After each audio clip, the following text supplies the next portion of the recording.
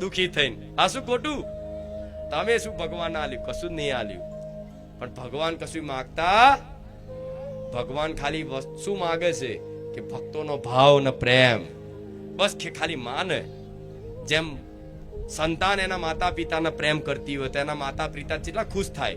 થાય ને ખુશ થાય ને. તમારો નાનો દીકરો હોય, તમે એને ખવડાવતા હોય, થારીમ લઈને કોરિયો ખવડાવતા હોય, બરોબર? એ જ નાનો દીકરો એની માં ખવડાવતી હોય કોરિયા, અને એ જ નાના દીકરાને ભાવ જાગે, પ્રેમ જાગે, તો એમાંથી કોરિયો લઈ અને એની માને એવો પાછો ખવડાવો તો માને કેટલું વાલું લાગે. તરત હાથ ફેરવે કે હા મારા દીકરો જો કેટલો મને વાલ કરે. એક અલૌકિક સુખ મળે ને. તો ભગવાનના માતાજીને આવું સુખ જોઈએ છે. શેનું? પ્રેમ ભાવનું.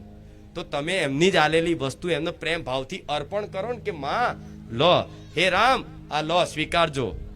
તો એમને એટલો બધો આનંદ થાય. એમની જે ભૂખ છે એની પ્રેમની ભૂખ છે. એ પ્રેમની ભૂખ તમારા ભાવ ભક્તિથી જ મીટી શકશે. નહીં તો તમે ભગવાનને હોનાના ચાંદીના છત્તરો ચડાવી દો, હોનાના મંદિર બનાવી દો, તો ભગવાનની કૃપા એમ થતી. મોટા મોટા યજ્ઞ કરી નાખો, મોટા મોટા પુણ્યદાન કરી નાખો, પણ એમ ભગવાનની કૃપા થતી. ભગવાનની માતાજીની કૃપા ખાલી માત્ર પ્રેમ ભાવથી એમને માનવાથી થાય છે. સંબંધ સ્વીકારવાથી તમે અમારા છો, બીજું કોઈ નહીં આ સંસારમાં અમારું.